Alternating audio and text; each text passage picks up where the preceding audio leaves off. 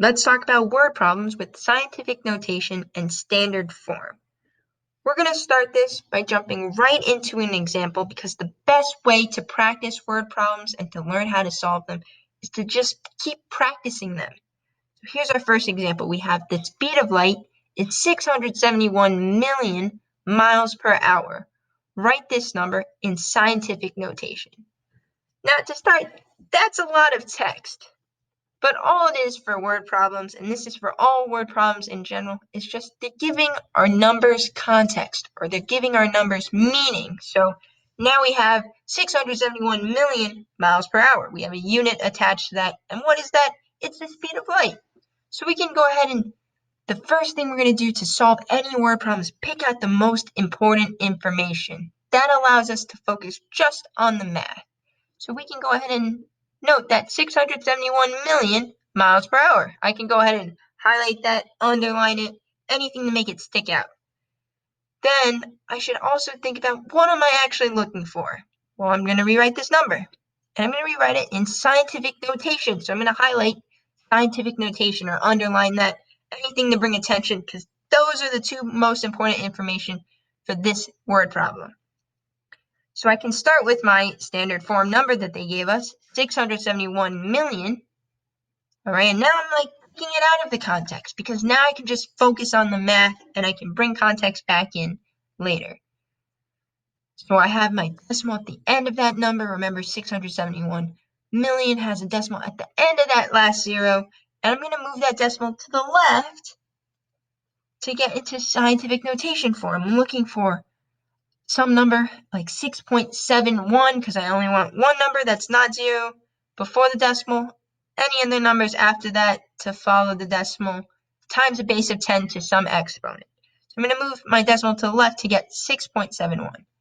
So I move it 1, 2, 3, 4, 5, 6, 7, 8 times to the left. And I'm moving my decimal to the left 8 times to get 6.71 times some base of 10.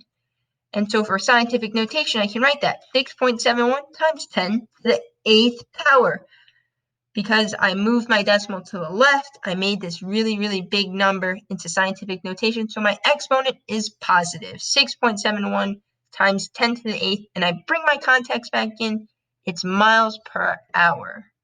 Right? That's the speed of light in scientific notation. That's it. Let's try another word problem. We have the diameter of a DNA helix is 2 times 10 to the negative 9th meters. Write this number in standard notation. Again, they're throwing a lot of information at us. You might not even know what a DNA helix is, but that's okay. We can still pick out the most important information in our word problem. And that's that the diameter is 2 times 10 to the negative 9 meters. So we can go ahead and highlight that, underline it, draw attention to it. Then what are we looking for? Well, it's standard notation. We're going to rewrite this number again. But this time, standard notation. Standard notation is the same as standard form, right? You just have to break it down into things we know. We know that word standard, and it's some sort of way of writing our number. Remember that standard notation or standard form is just writing out your answer, writing out that number, multiplying your 2 times 10 to the negative 9.